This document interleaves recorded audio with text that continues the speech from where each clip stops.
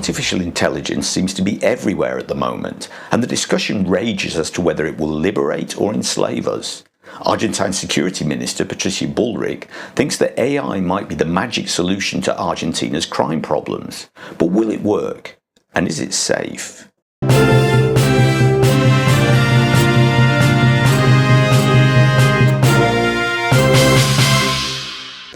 During last year's elections, the second item of concern after inflation was security.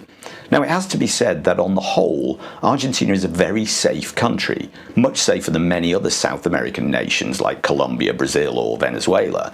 And in Buenos Aires, one is much less likely to be a victim of violent crime than in many North American cities. Obviously, there are parts of the city where you really don't want to go, but the same can be said of London or Paris or any other major city. Having said that, petty street crime like bag or phone snatching is very common and is on the rise in many areas, and government corruption is simply a way of life for many people. Milei's government wants to attract investment from the tech sector, and the president has said that he would like to make Argentina a major AI hub, whatever that means. What better way to start than to showcase the use of artificial intelligence when it comes to fighting crime? Security Minister Patricia Bullrich launched a new AI unit with claims that it will predict future crimes and help prevent them. This has raised both eyebrows and concerns. The new AI unit will be used to trawl through and analyse data from online sources, including social media and the dark web, and also security camera footage, looking at historic crime data and helping to predict and prevent future crimes. This also includes flying surveillance drones and gathering data from facial recognition systems that are already in place throughout the city. If you think this all sounds very Orwellian, you may be right. Concerns have been raised about social and racial bias that might be put into the system, intentionally or not, reflecting the prejudices that exist in Argentine society. Such things have already been seen in AI systems in use in, for example, the United States. And how might AI and facial recognition be used against peaceful political protesters who might simply disagree with the government? The existing facial recognition systems installed in 2019 by the then Macri government have already been abused, and questions have been raised as to what checks and balances will be put in place around such use of AI. The current government, however, would like to see minimum regulation of AI as part of its project to welcome investment in the sector to Argentina. On the other hand, critics have said that artificial intelligence is like magic fairy dust which is being sprinkled over everything. Many different technologies are incorporating AI without really considering its usefulness or limitations.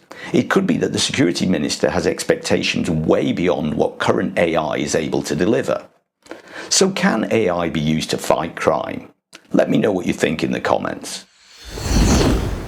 It seems there may be limits to the liberty in libertarian, certainly in Milei's version of libertarianism. The liberty to get on board with the president's project, but no real room for any difference of opinion. Still, libertarians never claim to believe in democracy, so what should one expect? It's what the people voted for, isn't it? Milei's political party, La Libertad Avanza, is represented by a very small group in the Congress, and getting new laws passed is all about making deals and compromises. Generally, but not always, Mauricio Macri's centre-right pro-party can be counted on for support, and if all else fails, emergency presidential decrees are always an option. The newly renamed State Intelligence Services, SIDE, a name that sends shivers of the past down some citizens' spines, was to be handed an additional budget of $100 million. Quite what this money is for or where it comes from hasn't been fully outlined. It represents another generous spend on security from a state where Milei so often claims there's no money. While the government tried to push through the new security spending using a presidential decree, the Congress pushed back in an amazing show of unity. The parties of arch-enemies and ex-presidents Cristina Fernández de Kirchner and Mauricio Macri worked together to block the decree and thwart Milei's plans. Added to that, the Senate gave oversight of the domestic spy agency to Martin Lustó, one of Milei's sworn enemies.